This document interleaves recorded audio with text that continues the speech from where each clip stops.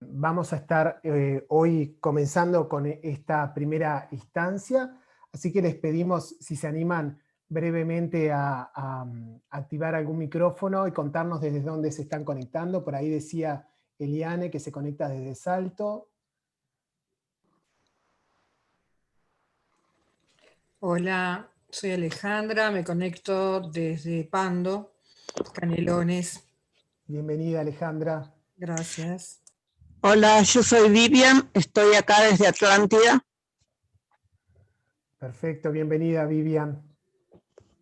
Hola, yo soy Sandra, me conecto desde La Paz, Canelones. Canelones presente. Pando. Hola, yo soy Marcela, me presento de Guanacaste, Colonia. Bienvenida, Marcela. Buenas tardes, yo soy Nadia, de acá de Montevideo. Bien, de Montevideo. Ahí Eugenia que dice que se conecta desde Tacuarembó también. Hola, yo soy Valentina de León y me conecto desde Pando, Canelones. Bienvenida, Valentina. Hola, yo soy Vanessa Burgos y me conecto desde la ciudad de 33. Perfecto, 33 también. Hola, yo soy Andrea Burdín y soy de Cerro Largo. Entendí Burdín, creo que es Andrea, y me parece que dijo desde Cerro Largo. Por ahí alguien decía, Eugenia, que se escucha cortado. Ahí puede ser desde la conectividad, desde donde estés. Me parece que en este momento se escucha bien, pero depende de la conectividad de cada uno. Vieron que el Zoom con eso a veces es medio traicionero. Hola, buenas tardes. Soy Giovanna y desde acá de Durazno los saludo. Perfecto, Giovanna, bienvenida. Hola, buenas tardes. Me llamo Karina, soy de Río Branco, Cerro Largo. Bien, Cerro Largo. Hola, buenas tardes. Me llamo Yara y soy de Río Branco, Cerro Largo. Perfecto, ahí Natalia también desde Montevideo y la compañera de Cerro Largo. Bueno, para el equipo de formación del Abrojo es un gusto tenerlas y tenerlos por acá esta tarde. ¿Sí? Acá nos están acompañando Daniel Pinto, está Pedro Bandeira también, y está Claire, que van a estar acompañando la actividad. Y bueno, por supuesto está Ignacio, que le vamos a estar dando la bienvenida y la palabra en breve. Aprovechar mientras que se va sumando los demás docentes que se van integrando. Vieron que este es un formato que se llama seminario web, que tiene una particularidad porque nos permite tener un poco más de gente en la sala, pero bueno, en la medida que se van integrando los vamos pasando a todos como panelistas y funciona como el Zoom que quizás la mayoría ya lo tienen más acostumbrado.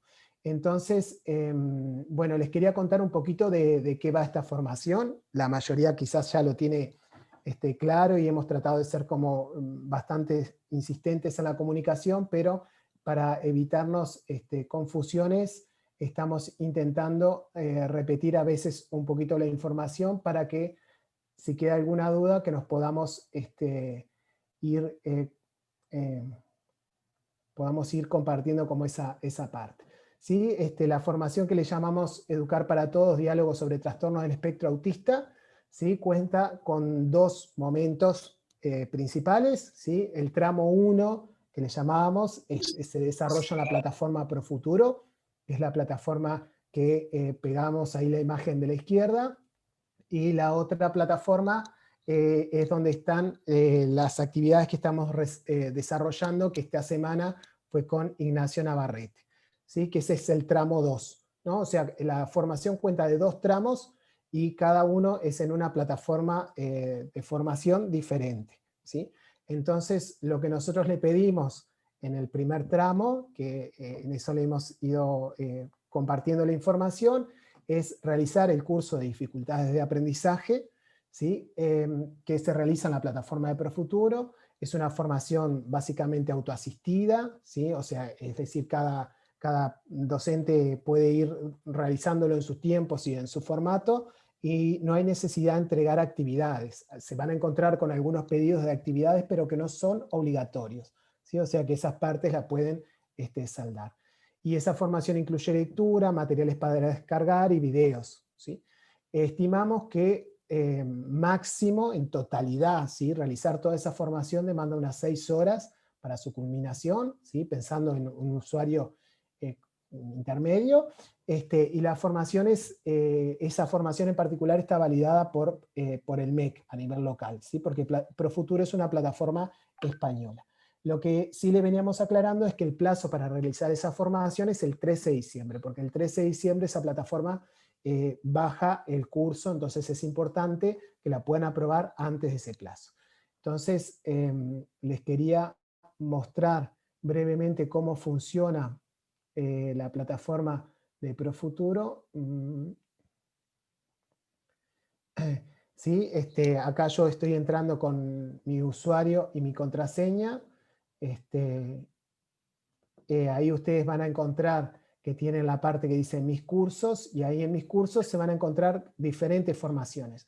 Nosotros la que le hemos recomendado es dificultades de aprendizaje, porque es la que va en la tónica con el espectro autista y poder visualizar allí algunas de sus particularidades, ¿sí? Entonces, entrando en cualquiera de los cursos, ustedes van a poder ir accediendo y completar la formación. Vieron que aquí dice en curso 25% y cuando está aprobado dice 100% terminado, ¿sí? Entonces, esa es como la primera parte que le vamos pidiendo del tramo 1. Si a alguien le llegara a suceder que no está pudiendo ver el curso, o no está pudiendo acceder, o no lo tiene completado, ahí les pedimos que se pongan en contacto con los tutores, ¿sí? Que los van a ir encontrando en los espacios de formación. Incluso fuimos allí dejando los teléfonos para comunicarnos por WhatsApp, que a veces es mucho más ágil que el correo, ¿sí? Pero estamos tratando de dar respuesta a todas las preguntas y todas las consultas que van apareciendo permanentemente. Y allí el segundo tramo, ¿sí? Que es el que estamos compartiendo ahora, es el que se realiza en la plataforma del Abrojo, ¿sí? En el sitio del Abrojo. Cuenta con 4 módulos, estamos en el primer módulo, que es con Ignacio Navarrete, luego nos va a acompañar Carmen Castellanos, que es maestra y psicóloga, que tiene muchísima experiencia, ha sido inspectora de educación especial, y nos va a estar desarrollando un poco algunas propuestas para trabajar en el aula. Luego nos va a acompañar Roxana Castellano, que es de la organización Creática, con algunas herramientas y aplicaciones para fortalecer los aprendizajes en distintos niños, y en particular en niños con autismo, con espectro autista, pero también nos va a estar acompañando una madre, ¿sí? Que además es docente, que ha estado y que tiene muchísima experiencia también en la bueno, por su experiencia personal, y también por su trabajo directamente en el aula, para cerrar el trayecto de formación. Lo que le pedimos en estos trayectos es sí, estimamos unas 3 horas por semana de dedicación, por eso les pedimos allí gestionar un poquito los tiempos, y el requisito es participar en los foros de manera semanal, y ir haciendo ahí sus comentarios, porque a partir de ahí es que valoramos la participación. La formación va a estar disponible hasta el 20 de diciembre, o sea, tienen más plazo, y esta semana está cerrando el tramo 1, pero si alguno no pudo acceder todavía, va a quedar abierto el espacio, o sea que van a poder entrar y completar por allí su participación. Entonces, les voy a mostrar básicamente cómo está organizada el curso, ¿sí? Nosotros suponemos que los que están acá, la mayoría ya deben haber ingresado y deben haber realizado sus aportes, pero por las dudas repasamos, ¿sí? Esta parte que es la presentación, ahí van a encontrar el tutorial de uso de la plataforma con algunos videos de cómo funciona la plataforma Moodle, el programa, ¿sí? Con el detalle de los contenidos, esto que les iba comentando, Ignacio Navarrete, Carmen Castellanos, Roxana Castellano y Marcela Rivas, que nos van a estar acompañando en los distintos módulos. Además, van a ir viendo la presentación. le dejamos esta imagen visual que tiene algunos enlaces para que ustedes puedan ir viendo el calendario de las actividades, cómo se aprueba el curso y los contenidos de cada módulo. Y luego tienen para la formación de Profuturo el espacio de consultas, que ahí es donde se pueden ubicar a los tutores, están los teléfonos allí disponibles y pueden ir haciendo las consultas necesarias, ¿sí? Y bueno, y en esta semana que tuvimos todo el desarrollo con Ignacio, ¿sí? Donde ustedes van a encontrar la videolección, encuentran los foros para hacerle preguntas a los docentes, a las expositoras, y al final cerramos con esta presentación, que es lo que vamos a estar haciendo hoy con Ignacio. Y bueno, ya tenemos el tramo 2 prontito para alargarlo mañana, ¿sí? Bueno, y con esto voy cerrando como mi parte, y queríamos darle la bienvenida a Ignacio, ¿sí? Ustedes... bien, ahí queremos darle la bienvenida a Ignacio, que es docente en la Universidad Católica del Uruguay. Él viene trabajando hace muchos años en relación a distintas temáticas, pero en particular a dificultades de aprendizaje y autismo. Entonces nos estuvo allí presentando la videolección, presentando una bibliografía, y bueno, y hoy va a estar respondiendo algunas de las preguntas en formato global que fueron dejando ustedes en los foros. Les pedimos, ¿sí?, que dudas, preguntas, comentarios los vayan haciendo en el chat. Ignacio va a estar trabajando en relación a las preguntas, y al cerrar retomamos las preguntas que ustedes dejen en el chat para volver a intercambiar con Ignacio. Exacto. Bueno, gracias Gastón por la presentación, creo que se me escucha bien, así que me puse los audífonos, los auriculares para que se me escuche mejor. Bueno, gracias Gastón, permítame felicitarlos a ustedes, como también les decía en los videos, por haber tomado este curso, una temática además que, como algunos de ustedes en las preguntas también hacían, si hay más, si hay menos, y cómo trabajar desde el aula, o comprender un poco más este trastorno. Es interesante que se sumen a este seminario web con 3 expositores, cada uno desde una mirada diferente, entonces creo que es algo que les va a aportar mucho, así que felicitaciones y por estar hoy durante este encuentro acá con nosotros, y permítame por supuesto agradecer a La Brojo por la invitación, y también felicitar a La Brojo y Fundación Telefónica por este espacio, y llegar, como al comienzo iban hablando, a todo el interior, sobre todo que a veces es más complicado llegar, así que no llegamos, no es por la complicación, sino por el ir. Así que bueno, felicitaciones también. Como decía Gastón, en esta instancia he recibido varias preguntas, muchas hojas de preguntas, dudas, la cual me va a implicar un desafío, porque algunas realmente son de haber escuchado, de haber leído, de conocer, de trabajar en contacto y con personas que tienen TEA, entonces algunas son como muy puntuales, otras son más generales. Voy a tratar en realidad durante esta instancia de agruparlas como las he agrupado, para tratar de ir respondiendo en forma de ir haciendo los comentarios e ir tratando de relacionar con las preguntas. Como decía Gastón, cualquier otra pregunta la pueden ir haciendo en el chat, que luego dedicaremos unos minutos a responder algunas de ellas si ustedes lo consideran. Y bueno, así bueno, para mí es un desafío y bueno, comenzaremos, trataré de ser lo más claro posible. Me gustaría estar cara a cara presencial, pero bueno, logro ver algunas caras y eso es bueno para ir viendo cómo vamos. Justamente este módulo habla de trastorno del espectro del autismo. Algunas preguntas iban un poco más como al concepto, a la definición, dudas que había, bueno, pero hablamos de Asperger, hablamos de autismo, a qué edad, en qué momento se diagnostica, se deja de diagnosticar. Había como muchas preguntas en todo lo que era la conceptualización del trastorno, ¿sí? Entonces, referido a eso, hoy en día, y por eso también este seminario web, habla de trastorno del espectro del autismo. Yo, y en las lecturas está, y bueno, yo lo comentaba, que trastorno del espectro del autismo hablamos desde 2011-2012, cuando se cambian las clasificaciones diagnósticas, ¿sí? Antes del 2011-2012 hablamos de trastornos generalizados del desarrollo. Mucha gente al día de hoy los sigue usando como sinónimos. No está mal en realidad usarlos como sinónimos, pero lo correcto es hablar de un trastorno del trastornos del espectro del autismo, trastornos del espectro autista, eso no hay tanto problema porque va un poco en la traducción. Pero hablamos de un grupo, de un continuo o de un espectro, como dice la palabra, que incluye lo que antiguamente, o sea, antes del 2012, estaba en los trastornos generalizados del desarrollo de manera categórica. O sea, antiguamente habían una serie de categorías, como el trastorno desintegrativo, el RED, lo que venía a ser el trastorno o el síndrome de Asperger, el autismo clásico, el alto funcionamiento, había una serie de trastornos. A partir del 2012, como les comentaba y en la lectura hablamos, empezamos a hablar de un trastorno del espectro, donde esos trastornos se pueden hablar de un continuo de grados de afectación o de un espectro con una gran variabilidad y manifestación de las características que componen al trastorno. Por lo tanto, lo correcto es hablar de un trastorno del espectro del autismo, donde en realidad hay una serie de características que hacen a este trastorno.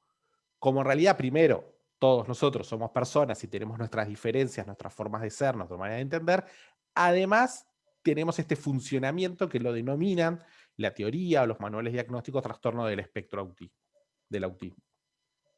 Por lo tanto, en realidad, el espectro es muy amplio y hay gran variabilidad en general. Pero lo que hay en particular, como muchos de ustedes hablaban, es justamente que hablamos que hay ciertas características parecidas que viene a ser la diada sintomática. Lo que viene a ser, como describíamos, temas que tienen que ver con la comunicación, socialización, interactuar con otro, lo que tiene que ver con la propia conducta, la rigidez, la flexibilidad, la manera de pensar, también alteraciones que tienen que ver más con lo sensorial, la molestia o no de la luz, la codificación de la cantidad de información que a veces podemos ir, que la persona puede ir incorporando. Entonces hablamos de esta gran variabilidad, que hablamos de trastorno del espectro, hablamos de un grupo de trastornos del neurodesarrollo. Eso significa en realidad que su inicio es en la edad temprana, que alguno de ustedes preguntaba. Eso significa que uno en realidad nace con este trastorno. Ahora después voy a entrar en otras preguntas que decían, bueno, ¿por qué aparecen más tarde algunas características o se pierden unas habilidades? ¿Sí? Pero primero hay que entender que estamos hablando de un trastorno de neurodesarrollo.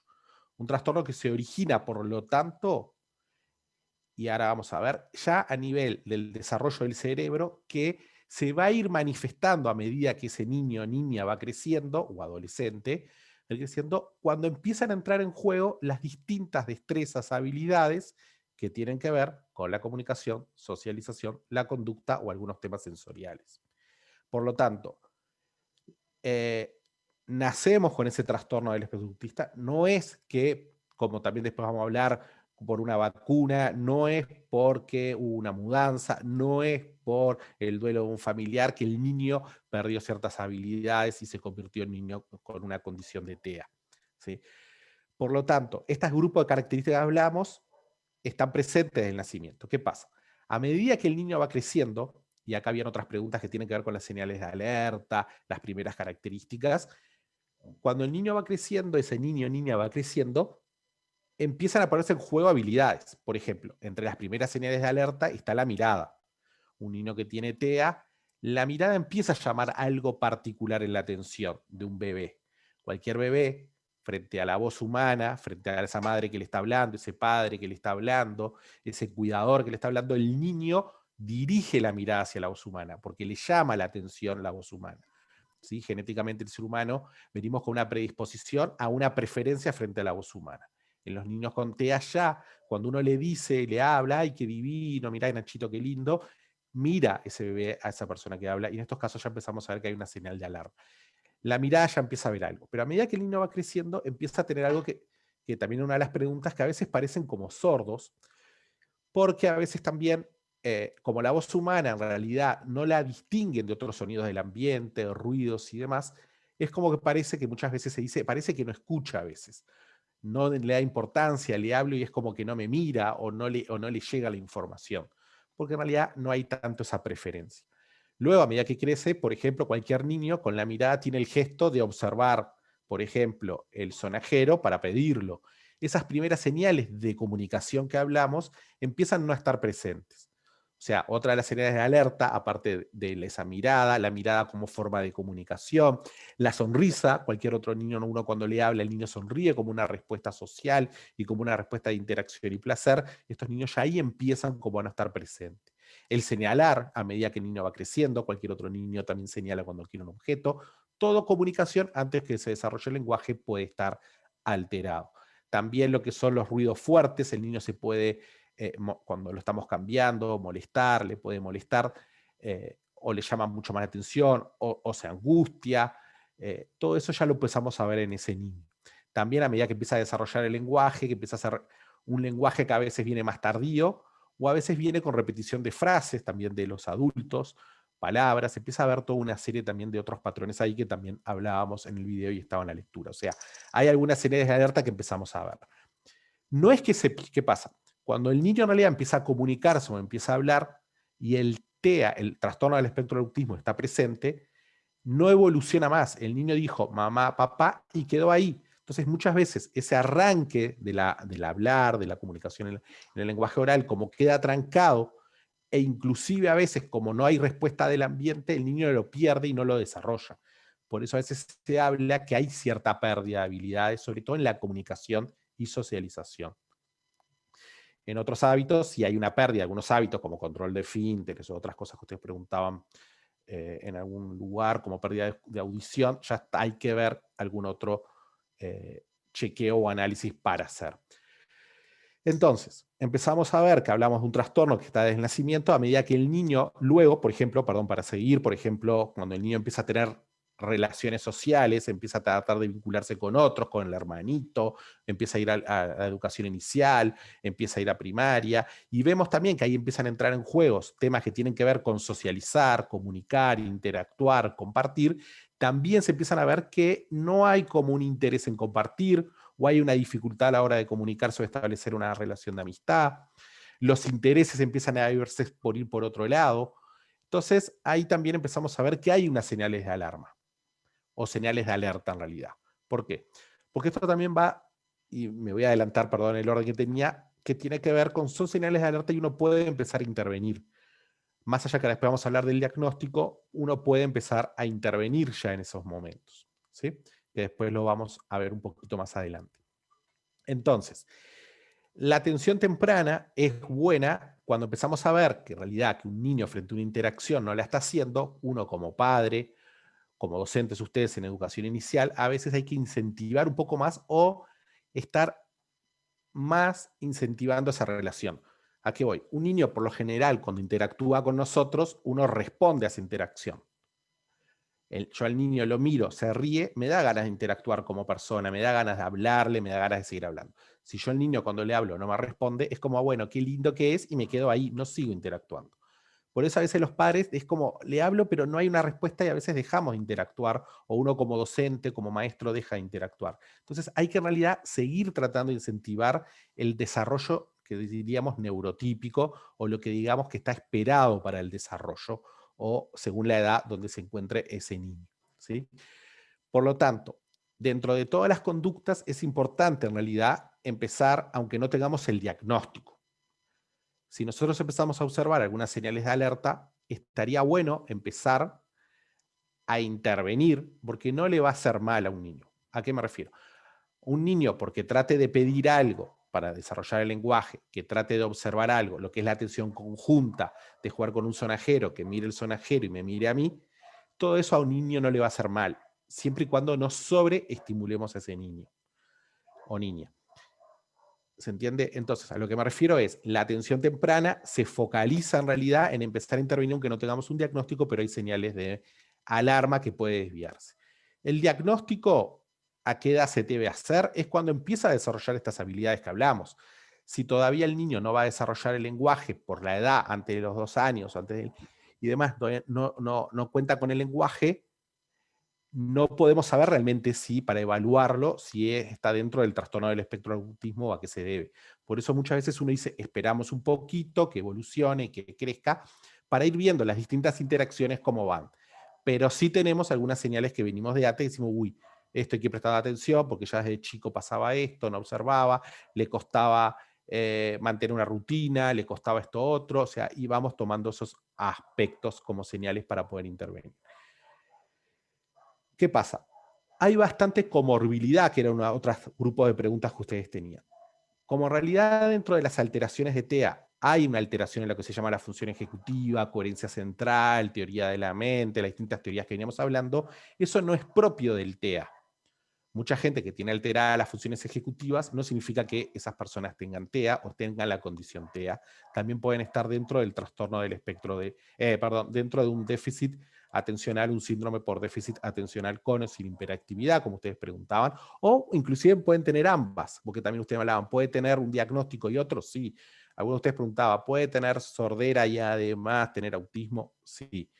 No es como en otras definiciones o en algunas dificultades de aprendizaje, por ejemplo, que dentro de la definición hay como una definición de exclusión, que si es una cosa no es otra.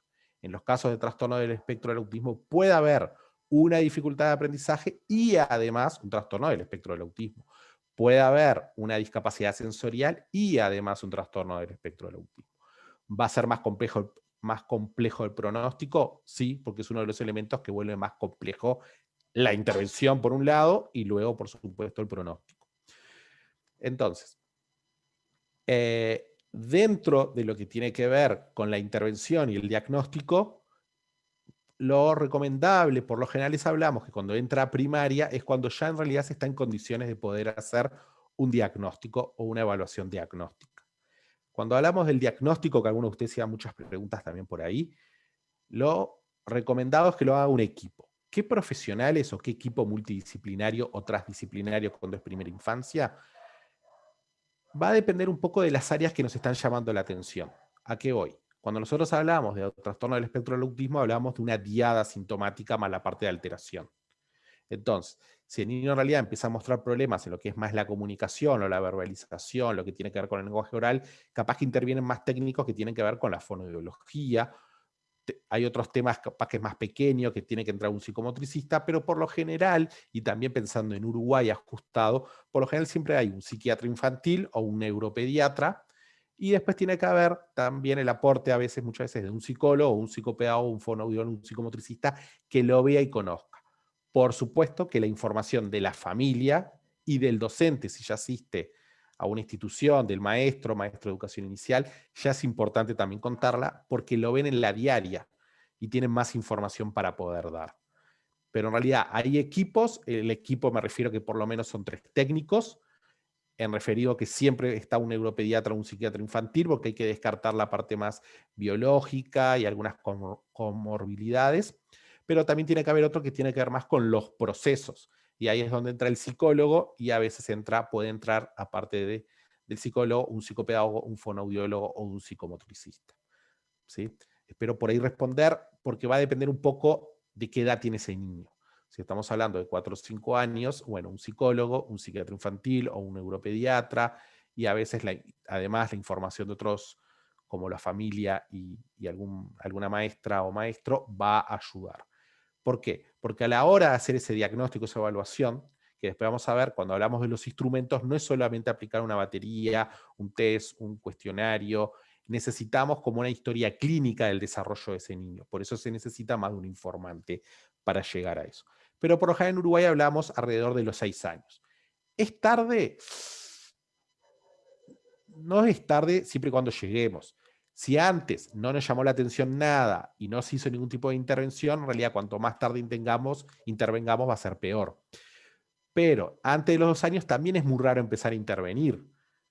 Sí, a veces asesora a la familia como que empieza a intervenir, por ejemplo, en generar ciertos hábitos, en tratar de generar más juegos, más dinámica de interacción, de empatía, de ponerse en lugar del otro, de jugar con algo y compartir, que imite conductas. Toda esa otra parte sí puede estar un poquito de antes. Pero en realidad, entre los 4 años y 6 años es cuando en realidad podemos hacer un diagnóstico y sacar lo que se llama el diagnóstico diferencial, que no se está debiendo a otra cosa. Por eso muchas veces, aparte de la etiqueta diagnóstica que algunos de ustedes preguntaban, lo más importante es el funcionamiento del niño. ¿Cómo funciona? ¿El diagnóstico es útil? Sí, pero no nos podemos quedar con la etiqueta. Muchos de ustedes como docentes, que a mí me digan que un niño tiene TEA, bien, me saca una duda a unos padres, perfecto, saca la duda, pero en realidad lo más importante es conocer el funcionamiento de ese niño. Cuáles son los aspectos que el niño puede hacer, cuáles no, Y en esta diada, lo que tiene que ver con la comunicación, socialización, la conducta, la parte sensorial, cómo está en cada uno de esos niveles. Porque de esa manera voy a poder hacer una intervención, lo que se llama adecuada o centrada en la persona o en la familia.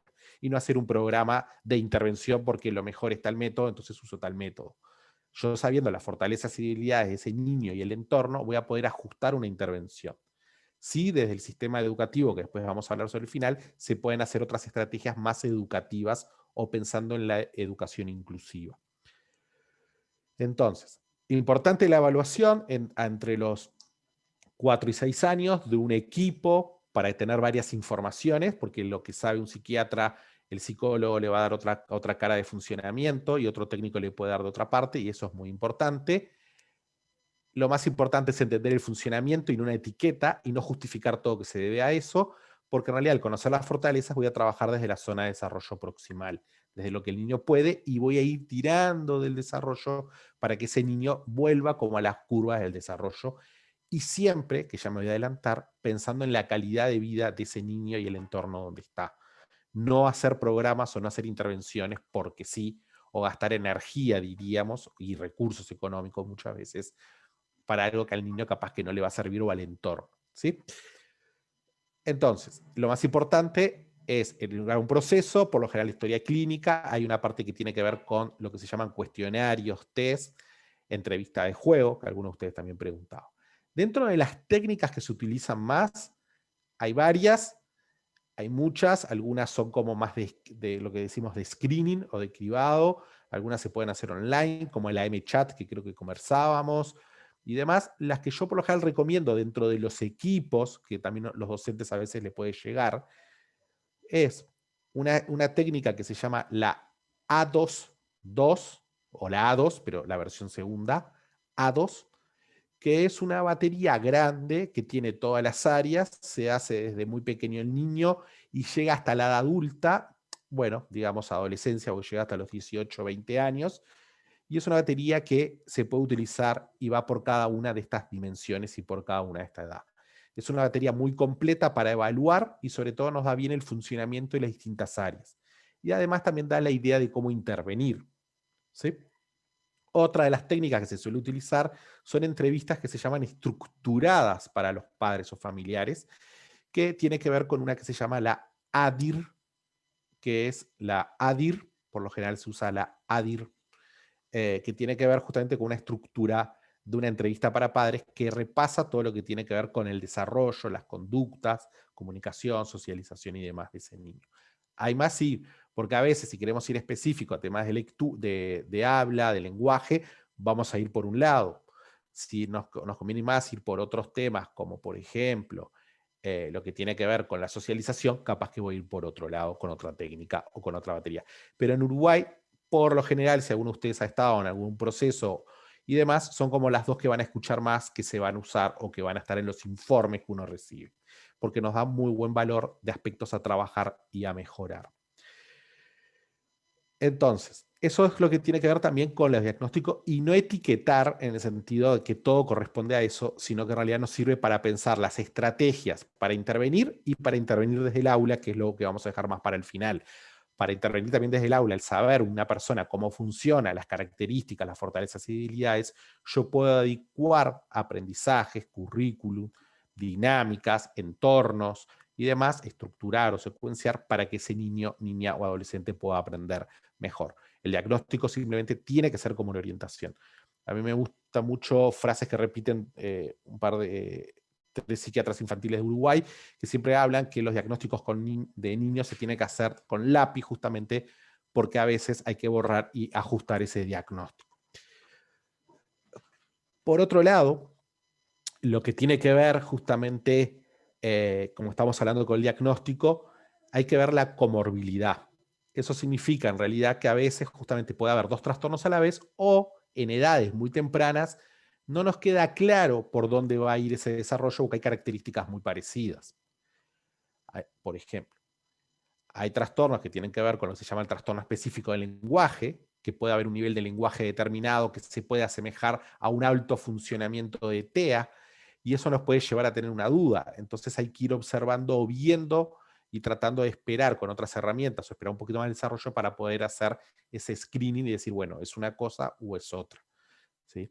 Por eso la comorbilidad con TDAH, la comorbilidad más alta también que puede haber, o la que puede estar más frecuente asociada, es lo que se llama la discapacidad intelectual, lo que antiguamente llamábamos retraso mental, que en el 2012 hablamos de discapacidad intelectual, muchas veces hablamos entre un 40, inclusive alguna investigación habla de 60, pero un 40% muchas veces están ambos, o sea, una persona que pueda tener un trastorno del espectro del autismo y además cierto grado de discapacidad intelectual.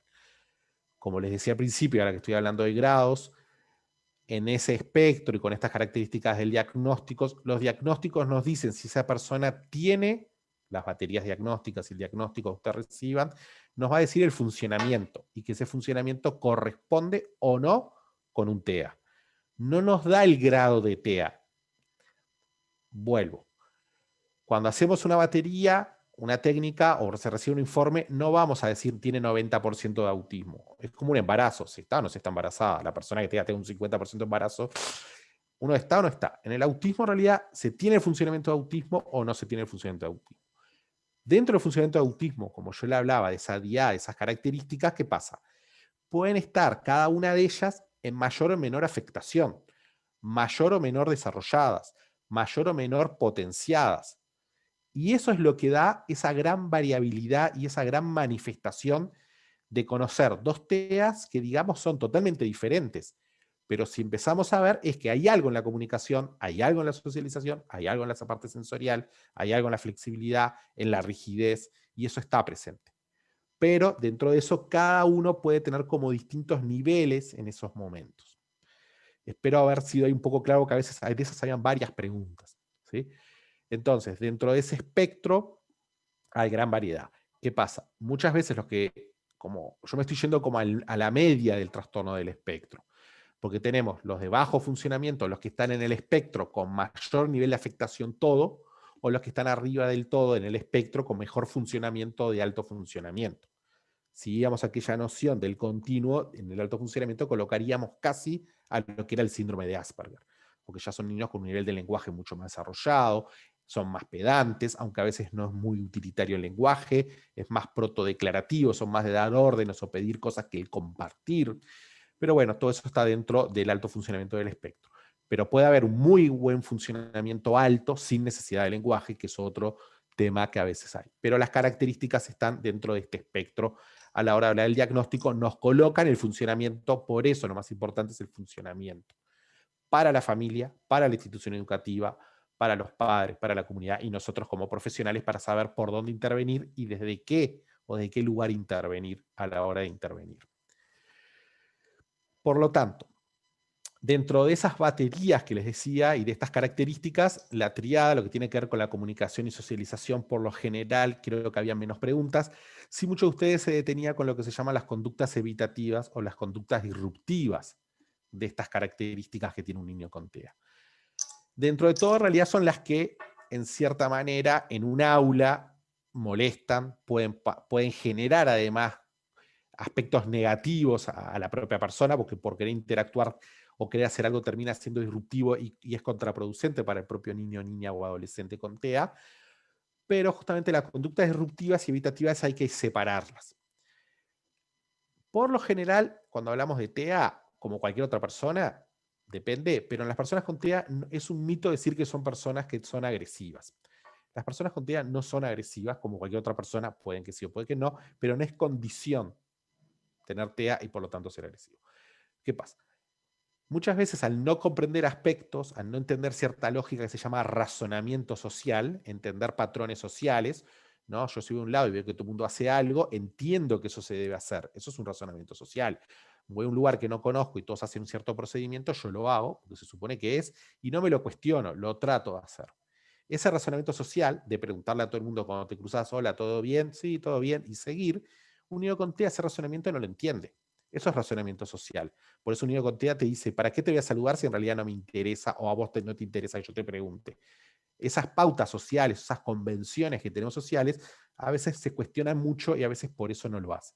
Entonces, ¿qué pasa? Cuando un niño con TEA, en esta rigidez, en este funcionamiento de no entender el razonamiento social, el no poder a veces anticiparse a cosas que van a suceder, al ver solamente algo específico, no la globalidad de lo que está sucediendo, el no tener esa capacidad también de planificar o replanificar una actividad, generan que sean muy estructurados, muy adherencias a rutinas y demás. Entonces, cuando alguien les pide hacer algo, por lo general, y no sabe, no sale de su zona de confort, pueden despertar conductas evitativas, como no quiero, no sé, no me gusta, quedarse en ese lado. Y algunas veces salen lo que se llaman las conductas disruptivas, que es cuando pasan a ser un poco más violentos, como el tirar la hoja, el romper, si están justo jugando con el teléfono, tiran el teléfono, de golpear a una persona, pero va en la intención de evitar esa situación y no llevarla a cabo. ¿Qué pasa? Muchas veces, como esa conducta por el entorno fue reforzada, fue aceptada, la persona lo sigue haciendo. Al yo no entender qué pasa, me vuelvo agresivo, que es una manera de volverme más fuerte. Entonces, por eso a veces surgen conductas disruptivas. Siempre uno, cuando hay una conducta disruptiva, una conducta evitativa, hay que tratar de sacarlo del foco donde está ese niño. Si el niño le estoy diciendo que tiene que hacer una tarea, porque sí o sí hay que hacer esa tarea tal de esa forma, porque no hay una forma de cambiar a nosotros como docente o por lo que sea, y el niño no lo quiere hacer y empieza una conducta disruptiva, le tengo que tratar de sacar del foco. Si yo veo a un perro que está rabioso y le voy a hablar, el perro rabioso seguro me come. Pero si yo le empiezo a hablar o empiezo a estar más tranquilo, lo dejo un minuto y le vuelvo a hablar, el perro seguramente me va a dar caso. A ver, no quiero hacer la similitud, no estoy hablando con un perro y una persona, para entender un poco el funcionamiento que tenemos. Cuando nosotros también estamos muy alterados, es para dejarme un minuto y te puedo responder. En una persona con TEA, cuando está teniendo esos estallidos que le diríamos, es porque no está comprendiendo o algo salió de ese encuadre que tenía planificado, no está entendiendo por qué pasa algo, no logra comprender, no logra ver la globalidad de lo que sucede. Entonces uno lo que debe hacer es tratar de sacarlo de foco para después tratar de explicar o llegar a un acuerdo de hacer otro tipo de actividad o esa actividad de otra manera. Sí, yo les ponía el ejemplo en el video y en las lecturas está. Hay temas que a veces son reiterativos o son temas que los absorben. Entonces, si todo el día me está hablando de los aviones de la Segunda Guerra Mundial, yo capaz que como está hablando de aviones, que no lo puedo sacar de ese tema y cada vez que lo saco empieza a insultar o empieza a romper cosas o lo que sea, bueno, puedo buscar una alternativa que como está hablando de los aviones, digo, en el cielo, y en el cielo también hay pájaros, y bueno, empezar a hablar por ahí por pájaros, ir ampliando ese repertorio también de intereses. De esa manera va a olvidarse del foco que le generó la conducta disruptiva o evitativa, y luego, cuando esté más tranquilo, puedo explicar la secuencia nueva para que haga la tarea que en un primer momento no la quiso hacer. Esto es un ejemplo, por supuesto que va a depender del espectro, pero en realidad muchas veces es trabajar, sacar de foco para volver a cambiar. Por eso es buscar nuevas estrategias. Si yo ya sé o ya me anticipo que en tal momento va a haber determinada conducta disruptiva o evitativa, tratar de sacarla. Pasa lo mismo con lo que se llaman las conductas autoestimulantes. El balanceo, el movimiento de alegría centrado, por ejemplo, de brazos, las carrerillas. Hay distintos momentos que a veces son autoestimulantes, o sea que la propia conducta es una descarga. Nosotros cuando estamos en una fila esperando porque estamos nerviosos o estamos, no sé, esperando la cola para pagar el supermercado, cuando estamos nerviosos nos podemos mirar el teléfono, nos tocamos el pelo, hacemos distintos tipos de actividades. Las personas con TEA, las conductas que tienen para esa ansiedad que surge en esos momentos, capaz que es el balanceo, el movimiento de manos, el agarrarse la ropa, el morderse los nudillos. ¿Qué pasa? En esos momentos, y esa propia conducta además se retroalimenta por la propia conducta. O sea, si yo al balancearme me tranquilizo, me balanceo cada vez más porque me estoy tranquilizando. Y eso es como una cadena, como un ciclo vicioso que es difícil cortar. Pero yo cuando le saco el foco, le saco un tema, bueno, pero ahora vamos a ver, le cantan las canciones, vamos a ver la última canción que sacó Cuarteto de Nos, ok, nos vamos a ver esto, entonces lo logro sacar de foco con otro interés que él tiene. Y de esa manera deja el balanceo. Se le puede decir, te estás balanceando, estás haciendo esto, pero en realidad, por un tema de la función ejecutiva, no logra incorporar para cambiar su conducta. Por eso muchas veces uno dice, le repito 20 veces las cosas y no las cambia. ¿Por qué? Porque hay un problema en la memoria de trabajo, en la memoria de corto plazo debido a la alteración en la función ejecutiva. Y les cuesta mucho aprender a veces de sus propios errores. Por eso a veces uno siempre cuando uno experimenta en el aula una actividad, tiene que tratar que salga con éxito, porque en realidad cualquier niño cuando algo no le sale, aprende y cambia la estrategia, cambia el enfoque, cambia la dinámica de lo que está haciendo algo. Los niños con TEA, al tener esta función ejecutiva alterada, les cuesta mucho cambiar, entonces lo repiten 2 veces, ya no le salió, se frustró, se enojó, no quiere hacer la tarea y se cerró. Y además, al haber un tema en la comunicación, les cuesta mucho poner en palabras que se enojan, que se frustran, que me siento mal porque no me sale, me da vergüenza, todas estas dinámicas. Permítanme hacer un comentario. Este año, debido a la situación COVID y sanitaria del país, muchos de ustedes posiblemente vía Zoom o vía este sistema o otro sistema se tuvieron que conectar con alguna persona con TEA. A algunos de ellos les costó mucho conectar o prender la cámara, porque el verse como yo en un momento que me estaba mirando, ahora me estoy mirando, es como, uy, nunca nos miramos tanto. Y eso también genera un poquito más de ansiedad a muchos de nosotros. Entonces muchos niños con TEA, el conectarse les ha costado. Estamos hablando de un espectro. Algunos otros niños capaz que al revés, se conectaron y se pusieron a hablar y uno no los puede ni parar, porque fue por otro lado. Pero también estaba esta otra dificultad también en llevarla a cabo. Entonces, bueno, las conductas disruptivas, como recién estábamos hablando, lo que tiene que ver con esto. Sigo un poquito más. La prevalencia, hablábamos de uno que algunos de ustedes preguntaban, hablábamos 1 cada 88. La prevalencia en realidad no es que hay una epidemia, ya que estamos hablando de epidemias y pandemias. Lo que pasa es que muchas veces se hace un diagnóstico mucho más puro, hay mejor y más personal capacitado, no solamente estoy hablando del área de la salud, sino también como ustedes, muchos más maestros, maestras de distintos niveles, familias, se busca de forma mucho más activa y se identifica. También algunos otros trastornos o alteraciones, o enfermedades raras o trastornos huérfanos, que a veces se le dice, se han dejado de diagnosticar y han entrado dentro de este espectro. Y eso ha aumentado, como si uno ve los porcentajes, la prevalencia. Mejores criterios diagnósticos, mejores herramientas, mejores profesionales. Se buscan de forma activa cualquier cosa que ahora llama la atención o alerta, nos ponemos a evaluar y ver de qué se puede tratar. Y todo eso hace que aumente un poquito esa prevalencia. Por lo general se da más en hombres que en mujeres, que también ustedes preguntaban.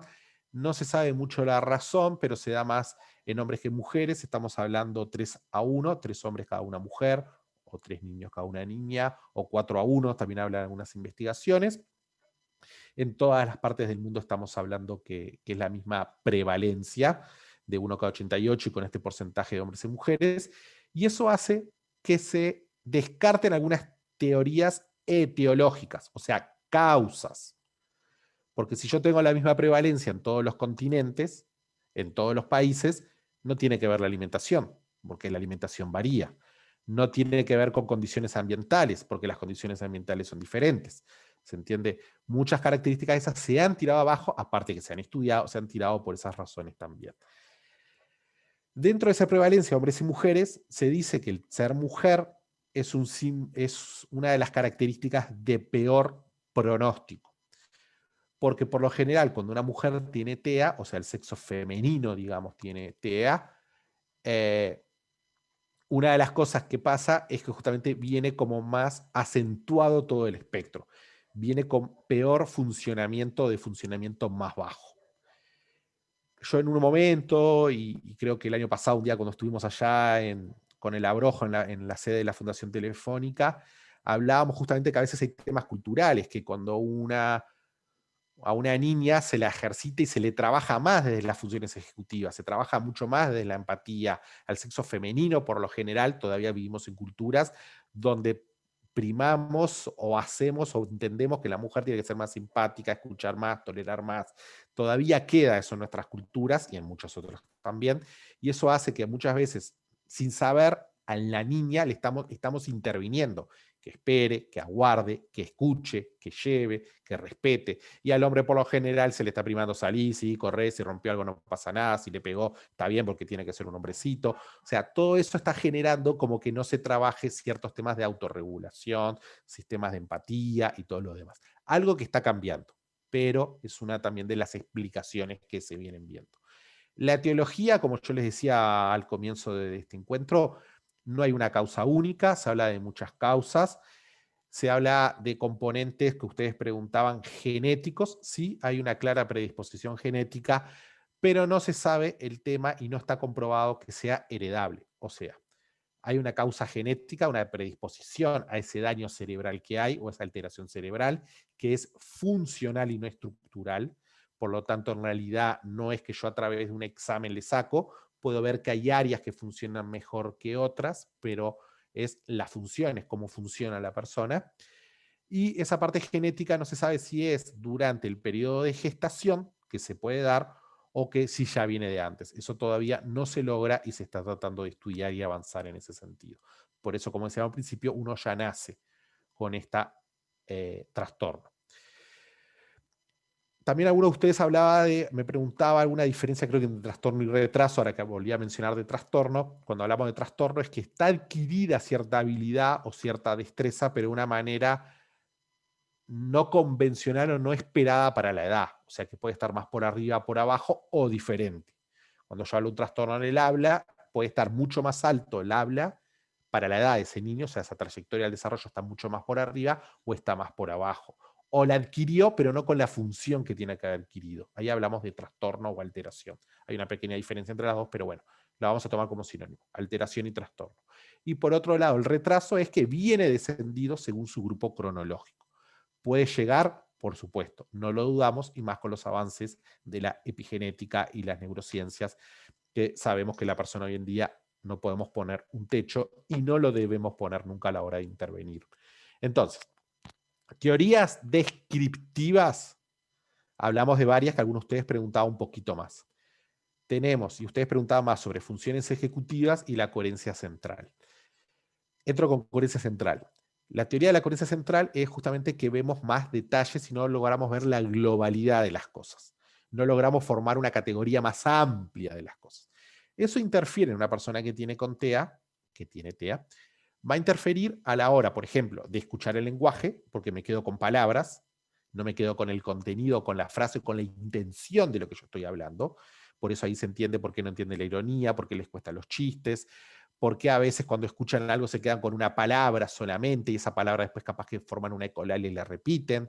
Se van como, justamente por esta teoría de la coherencia, van costando sacar una globalidad. Por eso a medida que avanzan en un sistema educativo, se empieza a ver como mayor dificultad, por ejemplo, en la comprensión lectora, en identificar el sujeto omitido, en sacar en literatura lo que puede haber atrás de este entendimiento.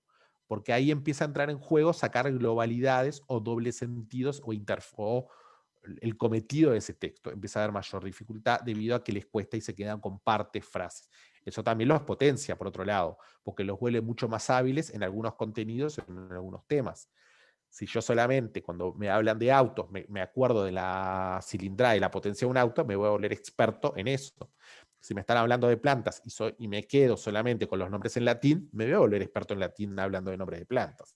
¿Sí? O sea, tiene como ambas caras. Por eso también dentro de las estrategias, a medida que uno va pasando y las recomendaciones del aula, está en tratar de evitar los dobles sentidos. Los seres humanos somos muy irónicos y usamos mucho el doble sentido. Ustedes pónganse a pensar en la vida cotidiana, no solamente en la educación. Lo utilizamos mucho. Eso también es parte del razonamiento social. Las personas con TEA tienen una gran dificultad. Y en realidad cuando estamos evaluando, haciendo una pregunta trampa o una pregunta pensando que nos tienen que responder algo más, el niño en realidad no está siendo evaluado porque tiene TEA justamente.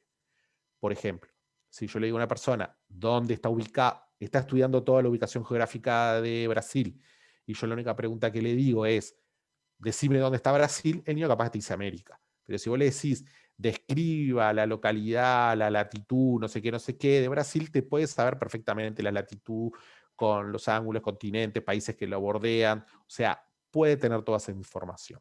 Por eso a veces va la manera de preguntar con esto de la globalidad.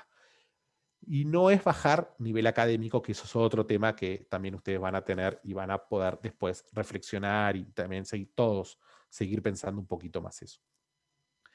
Por otro lado, bueno, por eso siempre hay que trabajar en esto de la coherencia que ustedes preguntaban, como tratar de hacer preguntas más amplias, preguntas más específicas, ¿no? Tratar que cada tanto, bueno, pero ¿ves eso y qué más? ¿Y eso a qué implica o qué es? Como que trate de formar una categoría más amplia, que trate de ampliar. Y ahí voy a estar trabajando, de cierta manera, en ciertos niveles de la coherencia central. Con dibujos, con historietas, Por eso a veces se centra en un detalle de la historia o me centro en lo que me pasó a mí. Bueno, a mucha gente le pasa a veces también que no tiene TEA, que se centra en uno y no se da cuenta del otro de lo que le está pasando. También tiene que ver con esto de trabajar y con teoría de la mente. La función ejecutiva, como veníamos hablando, es otra de las teorías que explica por qué esa adherencia a rutinas, por qué son inflexibles, por qué cuando algo sale de lo armado, cronometrado, de lo pensado, se frustran o estallan en conductas disruptivas, o se apacan o se nublan, ¿sí? Porque justamente no entienden y no pueden acomodar esa conducta. Entonces, una de las primeras recomendaciones que damos la otra vez es trabajar siempre desde que estructurar todo lo que podamos. ¿Por qué? Porque a partir de ahí yo voy a entrar en la zona de desarrollo proximal. El niño va a estar tranquilo, va a entender cómo funcionan las cosas, va a bajar las defensas en cierta manera. Cuando yo voy a un lugar y entiendo cómo funciona, estoy más tranquilo para aprender, para compartir, para relacionarme. Si yo voy a una fiesta que nunca fui en mi vida, no sé, a otras culturas les mostramos cómo es su cumpleaños de 15, capaz que no entienden que hay ciertos protocolos que hay que cumplir. Bueno, protocolo este año es una palabra que está muy utilizada, pero hay ciertas cosas que se llevan a cabo y uno observa y después que observa va y lo hace, ¿no? Y está más tranquilo. En los niños con TEA pasa algo parecido. Cuando yo logro hacer esa estructura, armar secuencias, adelantar, decir lo que va a pasar, el niño está más tranquilo y yo puedo ir enseñándole otras estructuras, otros contenidos. Por eso anticiparme. Si yo ya sé que ahora viene la fiesta de fin de año, que van a tener este año, bueno, se suspenden, pero viene un retiro, viene una fiesta de fin de año, viene una comida, va a tener que venir la maestra porque el año que viene van a cambiar de maestra, va a venir la maestra que les toca el año que viene, bueno, tratar de adelantarme. Sabes que el viernes va a venir ahora Laura la maestra. O sea, empezar a explicar para que la cabeza, digamos, se vaya yendo. Cuando ustedes van a viajar también se hacen esa idea. Esto es algo parecido. Y ahí va a bajar y va a estar más tranquilo.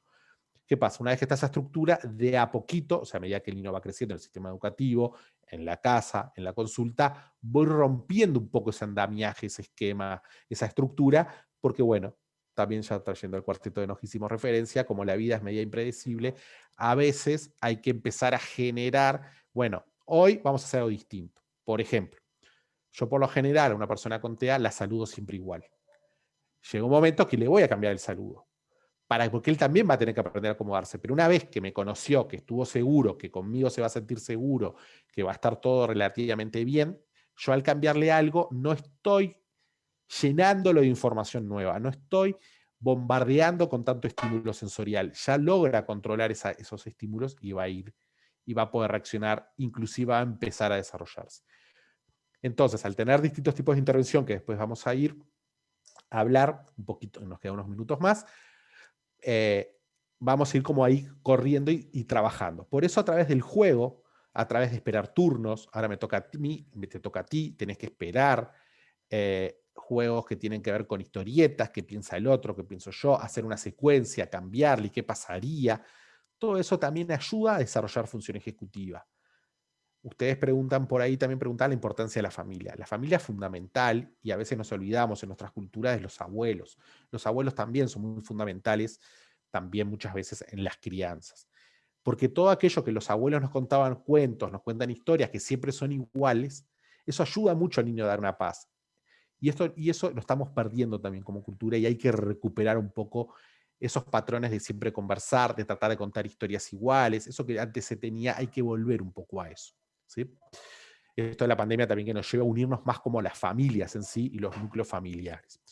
Entonces, cuando estamos hablando de desarrollar la importancia de la familia, ¿qué pasa? La familia es un componente central. Antiguamente, estamos hablando ya por la década del 45, a la familia se la sacaba de los tratamientos y la intervención en TEA porque se pensaba que era parte de la causa. Esos padres fríos, distantes, que no saben criar, que no tienen empatía, bueno, todo eso que ya sabemos, usted vieron en la lectura y en los textos y en el video, eso ya se descartó. Y hoy en día sabemos que en un colegio, más allá que está muchas horas un niño, y con los terapeutas o con los técnicos profesionales y demás, está menos tiempo, el otro tiempo está con la familia. Y la familia, y sobre todo en primera infancia, durante los años escolares, es importante. Porque es el momento que va a tener que hacer una intervención la familia. La familia no tiene que ser terapeuta, la familia tiene que ser familia. Pero tiene que saber cómo funciona su hijo para poder en ciertos momentos dar y a estimular ciertas áreas. No se tiene que poner el rol de terapeuta, tengo que hacer esto. A ver, cuando un padre está enojado, no tiene que disimular que está enojado. El tema es que tiene que regular ese enojo. Cuando un padre no sabe qué hacer, padre, madre, tiene que también reaccionar, porque el niño tiene que aprender a eso. Pero se le da estrategias de cómo tratar de acompañar. Lo que pasa es que a todo padre que se entere, y creo que a todos cuando somos padres nos pasa, saber que a nuestro hijo le pasa algo es un dolor muy fuerte, y también nos puede venir lo que los psicólogos a veces hablamos de heridas narcisistas. Nos viene, bueno, ¿qué hice? ¿Qué habrá pasado? Y si hubiera hecho tal cosa, y que fui mal padre, y bueno, todas las cosas que uno viene, hay que pensar que acá no. Que acá lo que tiene que estar es dar cariño, y lo más importante es dar afecto y seguridad a nuestro hijo. A los padres hay que de a poco ir dándole el diagnóstico, pero el diagnóstico significa hablar cómo funciona su hijo. Que no vayan a buscar internet, que no se vayan a la película Rayman, bueno, ya es media vieja esa película, pero porque hay como ideas de lo que es TEA. El TEA es mucho más de eso. Hoy en día hay series o algunas películas más realmente cómo viene a ser un funcionamiento del TEA más entendible, porque si no un padre se va a cerrar, mi hijo no es eso, y va a ser más difícil. Por eso el padre es más que nada, y del rol de la docencia es explicar como el funcionamiento o lo que ven. Si todos los niños salen al recreo y juegan entre sí o en paralelo, dependiendo de la edad, y este niño se queda aislado, se queda moviendo los papelitos, le molesta el ruido, se balancea cuando todo está tal cosa, ir mostrando como que esas señales, hay algo que habría que ver, estar atento, no hay nada malo, pero hay que estar atento para empezar a intervenir, ¿sí? Y tratar de derivar a un equipo. ¿Quién informa del diagnóstico? Que también preguntaban, va a depender. Yo ahí me voy a pelear con muchos psiquiatras. Por lo general los psiquiatras dicen que son los psiquiatras o es el médico, por nuestro sistema que el médico tiene como un valor agregado. Yo creo que debe ser el técnico que tiene mejor empatía con la familia. Tiene que ser el técnico o la maestra el que, en ese equipo, el que tiene mejor llegada a la familia, porque es la mejor manera que lo va a recibir esa familia. Y son momentos, sobre todo al principio, muy difíciles a veces, porque por un lado es un alivio y por otro lado se cae ciertas ideas que todos tenemos. Entonces, bueno, hay que acompañar también ahí. La institución educativa, por supuesto, y la relación institución educativa-familia tiene que estar, porque, bueno, la familia sabe qué le gusta y qué no le gusta y cómo funciona, el colegio también. Y pensando en la intervención, cuando hablamos de pictogramas, agendas, tiene que haber un diálogo entre qué pictogramas se usan en la casa, cuáles se usan en el colegio, en la clase, en la escuela, cuáles se usan, si lo usa un terapeuta, si va un médico, cuál usa ese médico, esos sistemas alternativos de comunicación que existen. Hay que estar un poco de acuerdo. Si yo estoy trabajando ahora, que tiene ciertas conductas autoestimuladas, por ejemplo, entrando a la adolescencia en la pubertad, algunos niños cuando descubren, por ejemplo, el niño o la niña, la masturbación, que se pueden masturbar en clase, bueno, a ver, todos vamos a trabajar lo mismo, ¿de qué manera? Y no que en un lugar se trabaje, en otro lado lo dejan, esto no lo dejan, es llegar a todos y darle la misma información a ese niño, niña o adolescente. Porque también, si hay dificultad en comprender y cada uno me dice algo distinto, va a haber mayor dificultad todavía. Por eso, a la hora de trabajar con un niño, uno tiene que ser lo más natural posible, o adolescente, porque si yo en realidad no estoy siendo transparente con lo que siento y pienso, hay mayor interferencia en que la comunicación o la instrucción o el mensaje le llegue a la otra persona. Por supuesto, también adelantarnos a campamento y con los pares, que muchos de ustedes también preguntaban, ¿se le dice o no se le dice a los pares, compañeros de clase? Va a depender. Cuando son más chicos a veces no hay que explicar, porque justamente hay que trabajar desde la diversidad en el aula, que todos aprendemos diferentes, todos tenemos distintos intereses, todos somos diferentes, nos vestimos, esto diferente. Si uno trabaja desde la institución educativa desde eso, no es tan necesario hablar. ¿Qué pasa? A medida que crecen a veces sí empiezan a hacer preguntas más puntuales o específicas de cómo funciona esa persona o por qué mi compañera hace tal cosa. Bueno, en esos momentos, dependiendo de la edad del niño, a veces se habla con la familia y se dice, mira, me gustaría en la clase explicar un poco a qué se debe este funcionamiento de TEA. Y explicar el funcionamiento, más que dar el nombre y decir que tiene autismo, que tiene trastorno del espectro del autismo. Explicar el funcionamiento. Bueno, así como a ustedes les gusta tal cosa, a él que lo molesten, a él que hagan ruido, lo altera más. O sea, sí, explicar ese funcionamiento. Muchas veces, y a mí me ha pasado estar en algunos colegios en Montevideo, en algunas escuelas, que a veces el propio niño dice lo que le pasa cuando puede. Hay niños que prefieren, niños que no, por supuesto, hay que respetarlo, porque bueno, hay que ir a integrar a la persona primero. Pero bueno, y a veces se hace eso, y a veces ellos mismos tienen las estrategias. Ah, no, pero cuando está al lado mío yo le digo, está tranquilo, y él se queda tranquilo. Bueno, ahora no tenés que hablar porque está con mucha ecolalia y deja de hablar. A veces los propios compañeros dan estrategias, ¿sí? Entonces ahí depende un poco de la institución y el nivel donde se encuentra. En la reunión de padres exactamente lo mismo. Si realmente es un colegio con valores inclusivos, una escuela con valores inclusivos, se ha logrado hablar de diversidad, a veces no es necesario hablar específico de un alumno por tal cosa, porque entendemos. Pero bueno, a veces, si hay rumores, antes de evitar y malos entendidos, conviene aclarar y siempre el funcionamiento. Programas, como ustedes preguntaban, hay muchísimos programas. Programas de intervención individuales. No es una enfermedad, por lo tanto el programa no va a curar. Lo que va a hacer es mejorar las áreas que hablábamos que estaban en déficit.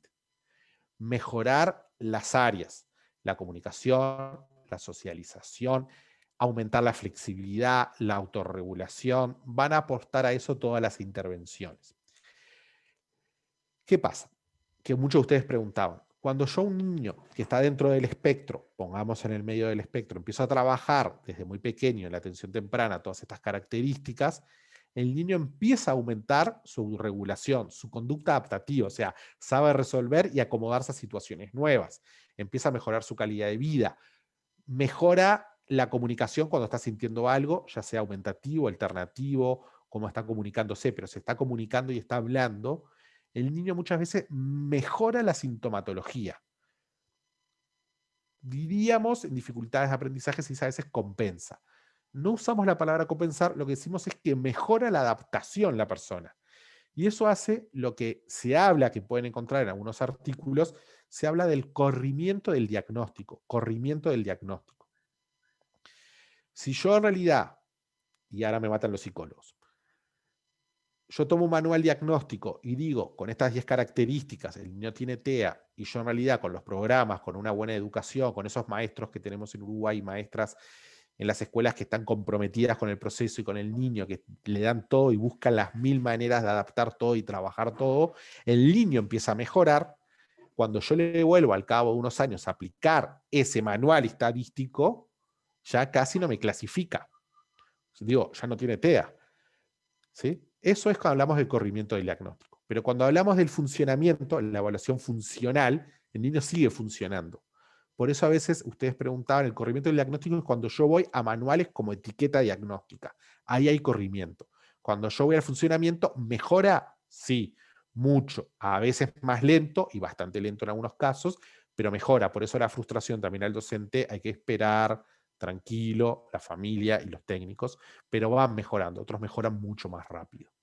Las consecuencias o las causas de eso puede ser justamente que haya o no discapacidad intelectual, la de inicio si tuvo programas, el compromiso familiar y las propias características como la resiliencia de cada uno que cada uno de nosotros tiene.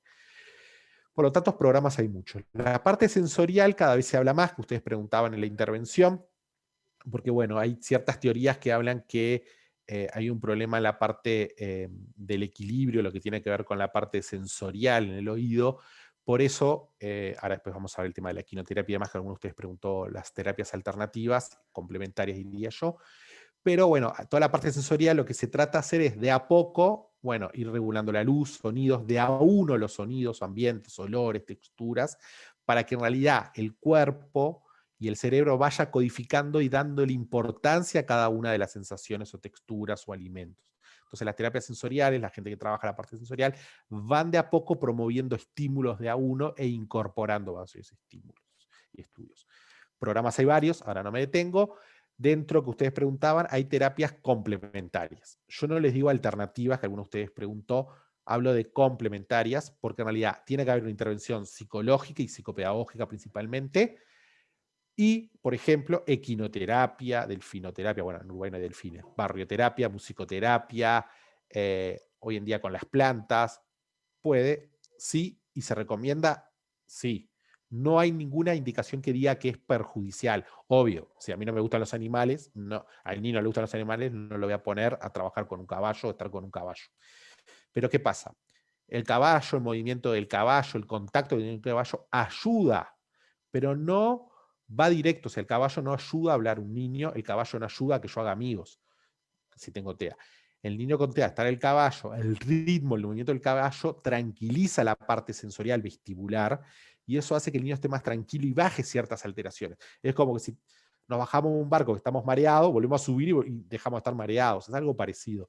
Como que nos ayuda el movimiento del caballo, el contacto con el animal, el calor que transmite un animal y esas vínculos ayuda a que el niño pueda organizar mejor la parte sensorial. Algunos de ustedes preguntaba, farmacología.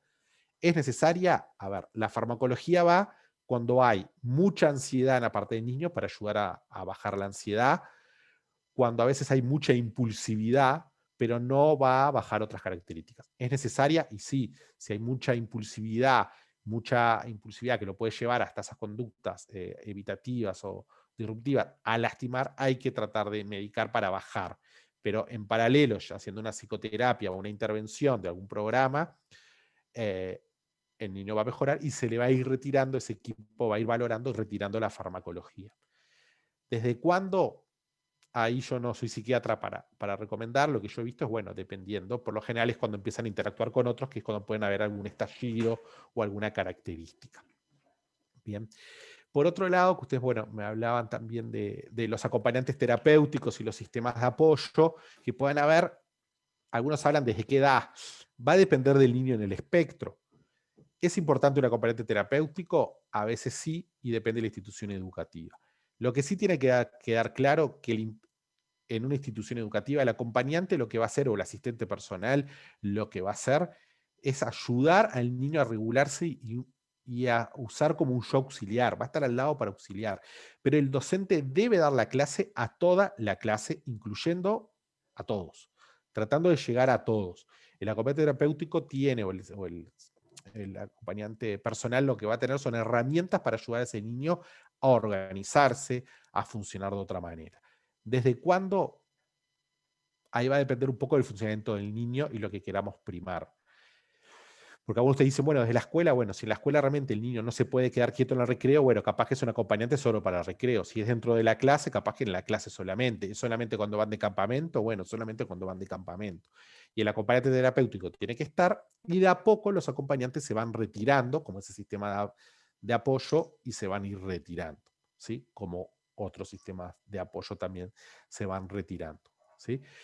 Dentro también de las intervenciones, creo que algunos de ustedes yo hablaba que, claro, cuando hablamos de inclusión y hablamos de educación inclusiva, estamos hablando de diversificar lo diversificable. Algunos de ustedes preguntaban, yo hablaba del DUA, el diseño universal para el aprendizaje.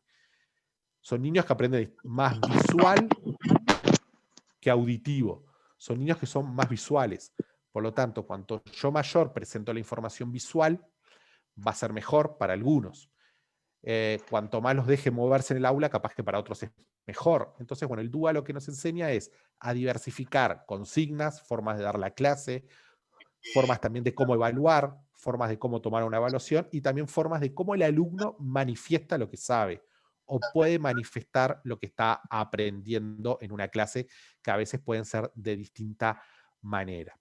Instituciones en Uruguay que ustedes preguntaban, si ustedes tienen más de un hijo, conocen distintas personas, no todos los colegios son para todos los niños, no todas las escuelas, no todos los liceos, eso es como varía mucho, pero lo que yo conozco, y perdón que conozco Montevideo y algunas capitales del interior, cada vez hay más escuelas, colegios y liceos comprometidos con el proceso de inclusión educativa. Algunas ya han dado un paso más y han pasado a la educación inclusiva, y eso va dando y va garantizando el acceso en la educación en general. Por supuesto que hay que contar con sistemas de apoyos, formación cada vez más del conocimiento del funcionamiento, lo que ustedes están haciendo en estos 3 encuentros, estas 3 instancias con sus respectivos momentos, y todo eso va sirviendo para mejorar la calidad de todos, pero hay que ir a esa aceptación de esa diversidad entre todos. Y también centros de intervención, hay varios en todo el país. Hoy en día en las 19 capitales, que es lo que conozco más, ya hay buenas clínicas, buenos técnicos, se van formando cada vez más.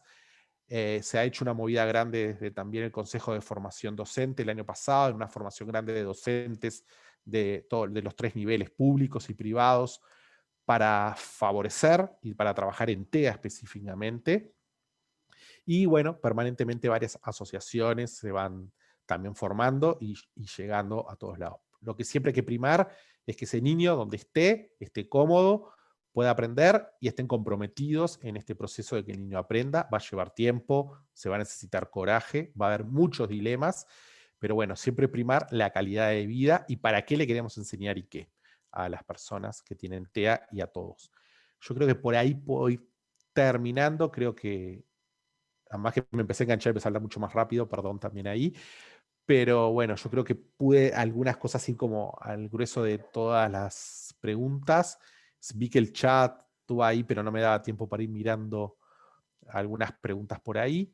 Y bueno, espero que con esto sigan motivados a querer seguir aprendiendo y escuchando las otras instancias. Si podés respirar un poquito, Ignacio, que una hora entera sin parar, te exprimimos totalmente. Un gusto. Bueno, por ahí compartir que, como decías en el chat, vienen llegando agradecimientos en general por la exposición, por los aportes que vas brindando, por las aclaraciones de algunos de los puntos específicos que se iban generando. Por ahí esto que planteabas del compromiso, ¿no? Por algo son las 7 de la tarde y hay 85 personas comprometidas acá formándose y compartiendo e intercambiando, porque el chat también ha sido de mucho intercambio. Bueno, sí. Ahí hay una parte que capaz dentro de la plataforma también hay un foro en los que varios de los participantes están compartiendo sus experiencias, porque hay gente que es familiar, hay gente que es docente de muchos años de formación, gente que es estudiante o recién recibida, hay acompañantes terapéuticos, hay psicólogos, o sea, hay gran variedad de puntos. Bueno, hay gente de Uruguay, pero también gente de otros países que también nos están acompañando. Por ahí estaba la compañera de Venezuela que siempre está en todas las instancias. Y bueno, y parte de esta instancia, por algo le poníamos lo de diálogos, es eso de poder dialogar, de poder intercambiar desde las expectativas, desde las visiones, desde las distintas formaciones que cada uno y cada una tiene. Por ahí con Claire vamos a retomar algunas preguntas que van apareciendo para redondear, ¿sí? Así te liberamos por allí. Primero nos preguntaban, ¿viste cómo y a qué edad, luego del diagnóstico inicial, se determina el grado de TEA en este rango amplio y demás comorbilidades? A ver si entendí la pregunta. Claro, de grados no hablamos. Cuando le hacemos el diagnóstico, cuando se hace el diagnóstico de un niño con TEA, nos va a dar el funcionamiento de esa persona. Por ejemplo, las baterías que yo hablé, el ADOS, el ADI, el ADIR, y aparte de una entrevista clínica o la entrevista de juego, que en realidad lo que vemos es que el niño no comparte, el niño no puede seguir una instrucción, él se mete en su juego y no comparte el juego conmigo, o no puede seguir, bueno, distintas indicaciones. A partir de eso me da el funcionamiento en las distintas áreas. A partir de eso, oficialmente, y lo que hablan los manuales diagnósticos, hablan de 3 grandes niveles, que no es como el porcentaje de autismo, es como el nivel leve, moderado y profundo. Que eso tiene que ver con el desarrollo del lenguaje y qué tanto está guiada, estas características están más arriba o más abajo. Entonces, en realidad, en el diagnóstico mismo se debería dar. Lo que pasa que al ser un niño, al empezar a intervenir, se debería al tiempo volver a evaluarlo, porque no es estático eso, y menos en un niño que, bueno, un adolescente que hasta la edad adulta, hasta los 18 o 20 años, podemos seguir cambiando, porque el lóbulo frontal, además prefrontal, está madurando. Entonces, no sé si aclaré ahí, pero en realidad hay como 3 niveles, si queremos hablar, que no son grados, que se habla que tiene que ver con estos funcionamientos. Cuanto más afectación tenga, menos comunicación, menos empatía, menos mirada a los ojos, menos el interés, más cerrado, más estereotipas, más escolarias, todo eso está más rigidez, más temas observante y no puede salir de ese tema, más estallidos cuando se frustra o cuando no puede. Hablamos de un nivel profundo, después sale un nivel medio y leve cuando estamos hablando del alto funcionamiento. Uruguay para el medio y para el profundo es cuando da las compensaciones económicas, digamos, del Sistema Nacional de Salud. No sé si va por ahí. Lo de la comorbilidad no entendí, que me preguntaste algo. Pero bueno. En realidad la pregunta fue mía, muchas gracias por responder. Las comorbilidades no, en realidad consultaba por eso que usted explicaba del TDA, trastorno del lenguaje específico, trastorno específico del lenguaje, etcétera, Sí. que a veces van como en conjunto y normalmente a veces se enfocan solamente en un diagnóstico y se pasan por alto quizá otras posibles diagnósticos. Gracias. Ahí va. A veces ahí, claro, el TDAH, el TEL, el TEA, a veces el negativista oposicionista o negativista desafiante puede estar como muy parejo cuanto más pequeños son y no hay nada de intervención. Uno cuando empieza a evaluar o empieza a intervenir alguna área, empieza a ver que abajo esas características que hacen el trastorno, o sea, los síntomas, decimos, o los signos, vemos lo mismo, pero se deben a otra razón. Y ahí es cuando empezás a hilar fino, empezás a intervenir y te vas por uno o te vas por otro camino. ¿Sí? O sea, que el niño se frustre puede deberse a muchas cosas. Hay que ver a qué se debía eso. ¿Sí? Y eso es lo que te da la idea después cuando empezás a intervenir. Lo intervengo de esta manera o intervengo de esto y el niño ahí se va desviando. O puede estar ambas. Pueden estar. Bien, continúo y dice, un niño puede tener, bueno, niveles de TEA, dice rasgos, pero bueno, ahora que como que queda claro que son niveles de TEA, y finalmente superarlo, o sea, ya pregunta eso él, y que solo quede en un desvío del desarrollo. Ahí va. Es lo que yo hablaba un poco al principio. Está lo que se llama el corrimiento del diagnóstico, que es que en realidad, si voy al manual clasificatorio, dejo de tener TEA, técnicamente. En la práctica lo que vemos es que queda como el funcionamiento, que en casos de mucho estrés o algunas cosas que salen más de medida, es como que vuelve a aparecer rigidez o cierto tema, o en algunos aspectos no está la empatía o no está la teoría de la coherencia. O sea, hay momentos que eso mejora muchísimo, se vuelve como una trayectoria esperada del desarrollo, porque también eso es un invento que hacemos las personas, decir que está dentro de lo esperado, y dentro de eso esperado puede llegar, sí, pero en ciertos momentos va a quedar siempre como algo particular en esa persona o peculiar. Después, por lo general, uno dice, es una persona rara, normalmente uno dice. Y cuando va, dice, bueno, lo que pasa es que tiene TEA, pero uno dice, está raro, no le gusta tener amigos, no le gusta esto, no le gusta aquello, o quiere tener amigos, pero no puede, entonces se ve por ahí. No sé si logro ahí responder. Bien, por ahí hay varias docentes de nivel inicial. Entonces nos preguntaban, ¿no? Por ejemplo, en un caso de que el niño no interactúe con los demás compañeros, si es un motivo y que, bueno, no interactúa en general, o sea, tampoco tiene conductas, o pareciera en el planteo que no aparecen conductas así disruptivas. Entonces, en ese caso, si se recomienda retirarlo del aula. A ver si entendí. Porque, claro, aparte de interactuar ahí en la primera parte. Claro, por un lado, yo lo que aconsejo, depende del niño, porque hay que ver un poco cómo es ese funcionamiento y dentro del espectro. Pero yo si quiero trabajar algo con el niño, no lo debo sacar del lugar donde en realidad yo quiero trabajar algo. ¿A qué voy? Si en realidad yo tengo una dificultad y me sacan de ese lugar, no voy a poder desarrollar mi competencia. Si a mí me ponen en un lugar donde todos tienen la misma dificultad, no voy a aprender a desarrollarla, porque en realidad estoy observando lo mismo. Entonces, pero sí, cuando a veces yo estoy en un aula y hay un trastorno disruptivo o empiezo a tener un berrinche, en realidad paso a ser el centro de atención, como cualquier otro niño en el TEA pasa lo mismo. Entonces sí, a veces conviene eliminar los espectadores, por decir algo, o lo que me está reforzando que todo el mundo me mire y todo el mundo me está hablando.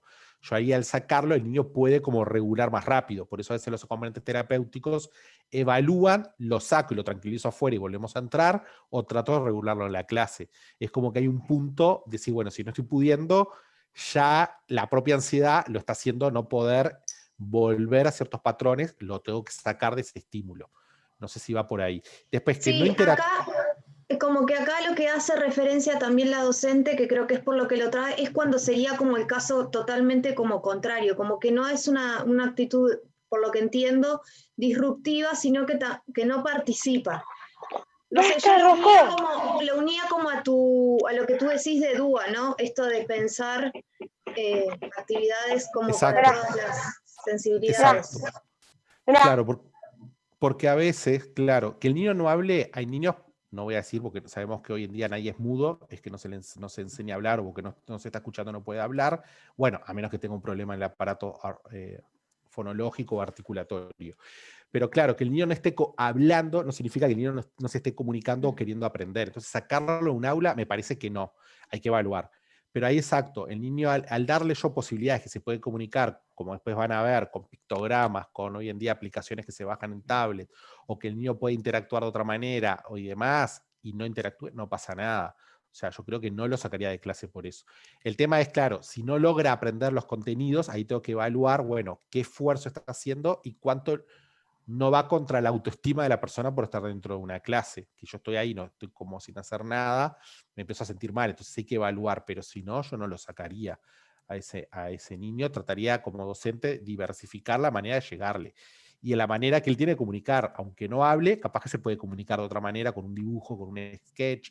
Hay chiquillas que a veces te hacen un sketch de algo, te graban un video, después la casi te traen la lección. Entonces, dar ese tipo de herramientas o formatos. Por eso a veces trabajar en equipos, las maestras de escuela rural, que eso lo manejan muy bien, en trabajar en multinivel, ayuda mucho a veces a que ellos empiecen a interactuar. ¿Sí? Creo que va por ahí. Bien. Cuando un niño con TEA de bajo funcionamiento y también con morbilidad y discapacidad intelectual comienza con una conducta disruptiva, ¿qué sería lo más recomendable hacer? Bueno, vos acá en el aula recién como que explicaste un poquito ahí esa estrategia, ¿no?, del docente.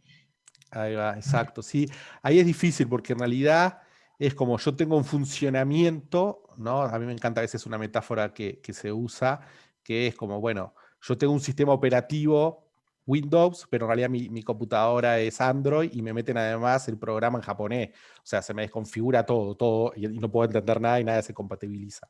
Cuando hay mucha comorbilidad es difícil por dónde empezar o qué empezar a trabajar o cómo llegar a ese niño en realidad o tratar de llegarle. Entonces, bueno, en realidad hay que adaptar por un lado el nivel intelectual del funcionamiento que recibe la información y ver la interferencia del TEA en entender eso. Primero ajusto a la edad de esa discapacidad intelectual y luego es, bueno, es más visual, es más auditivo, le cuesta entender la ironía, es más de imagen, entonces voy por acá. Pero todo lo que es visual en discapacidad intelectual es muy parejo y muy parecido. Los métodos globales de lectura, el sistema de escritura, ¿no? Hay un sistema que se llama el método Troncoso, la gente que trabaja con discapacidad intelectual capaz que lo conoce, el método de escritura y lectura de Troncoso, que se puede descargar de internet además. El método Troncoso de lectura también es muy útil a veces en las personas con TEA. Es para discapacidad intelectual, pero es muy útil para las personas con TEA. Y un poco para ir cerrando, nos preguntaban por allí si podías recomendar alguna bibliografía en relación a la influencia que puede llegar a tener el ambiente en las cuestiones vinculadas a TEA. El ambiente, ahí para que me perdí un poco. No entendí la pregunta, ¿cómo al aspecto del ambiente? Si hay estudios que muestren por qué la influencia del ambiente no es determinante. Perfecto. Ahí va. A ver, eso también tiene que ver con la comorbilidad. El ambiente en realidad lo que puede hacer es que ciertas características se agraven, pero no del TEA, sino del funcionamiento de la persona. Voy a esto.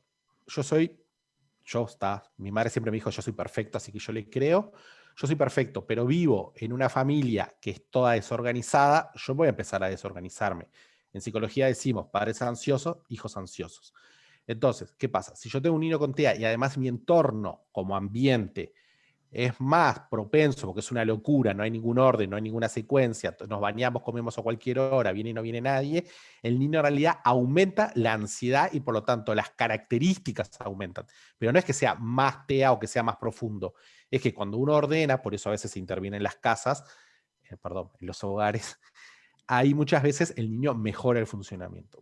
Ahora pensando en una bibliografía específica, por ejemplo, aspectos ambientales, no me sale el nombre de pila, hay un artículo de Esquivel, yo si no, yo no sé cómo puedo hacer y me avisas con cosa Gastón, para que le llegue Esquivel Alonso, creo que se llama Investigaciones Actuales en trastorno del espectro del autismo o últimas actualizaciones. Es un libro que tendrá hace 2 años, 3 años.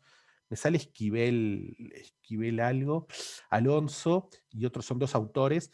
Y ahí lo que hicieron ellos en ese libro, que es un libro que no sé si está en PDF, y deben tener artículos. Ellos agarraron cada idea, por ejemplo, de tratamientos, y trataron de mostrar esto es lo bueno, esto es lo malo, y acá hay páginas serias de internet, digamos. Ambiental, vacunas, esto es lo que está, esto es lo que se dice, y esas son las instituciones que estudiaron eso. Eso veo de Llegarte Lobo, que ahora no me acuerdo. Creo que se escribe el Alonso y alguien más, pero no me viene. Y acá no lo tengo acá ese libro. Tranquilo, en todo caso, después lo buscás, nos compartís y lo dejamos lo suben a en la ese espacio. plataforma. Exacto, porque estamos grabando la actividad y la vamos a estar subiendo a la brevedad para que, bueno, aquellos que no pudieron sumarse lo puedan ver, o aquellos que entraron un poquito después también puedan verlo del principio, o aquellos que quieran volver a revisitarlo también tengan como esa oportunidad. Por acá vamos a estar cerrando. Son las 7:30 y creo que te aprovechamos ahí muchísimo. Agradecerte, Ignacio, por tu tiempo, agradecer a todas y todos que estuvieron atentos y siguiendo la formación. Y bueno, vamos a seguir retomando como estos puntos con las distintas perspectivas de los distintos, las distintas panelistas, porque ahora son todas, todas mujeres. Ahí Carmen, que nos va a estar aportando, bueno, en relación justamente a cuestiones más vinculadas a primaria, que es su fuerte, ¿no? Y a primera infancia, porque ella también ha acompañado muchísimo desde allí. Y bueno, y Roxana también con los formatos de, bueno, de pictogramas o de formatos de lectura aumentativa, u otros sistemas también para fortalecer los aspectos que tienen que ver con la comunicación, que es justamente, bueno, el punto débil de los chicos con autismo y sobre los que viene bien trabajar, y también seguramente en nuestras aulas o en los centros de salud o en los diferentes espacios donde trabajamos, les va a venir bien a otros chicos que necesitan fortalecer sus estrategias de comunicación. Bueno, los esperamos en la plataforma, seguimos en contacto, y el próximo encuentro va a ser el jueves siguiente, el jueves, quiero fijarme la fecha para no decir un disparate, jueves 3, exacto, a las 18:30, por el mismo canal. Muchas gracias, Ignacio, muchas gracias a todos, y estamos en contacto. Estamos en contacto. Ánimo y muchas gracias, y a seguir. Gracias. Gracias a todos. Chao. Chau, chau. Gracias. Gracias. Chao, gracias. Gracias. Chao, chao. Chau, chau. Ahí Vanessa compartía. Ahí Puduso es ese. Sí. Y Esquivel, porque son dos autores, es ese, exacto. Investigaciones recientes sobre el autismo de José Ramón Alonso. Muchas gracias, Exacto, Vanessa. Qué lujo, tener ahí una secretaria así. Necesito apuntadores porque los nombres. Bien.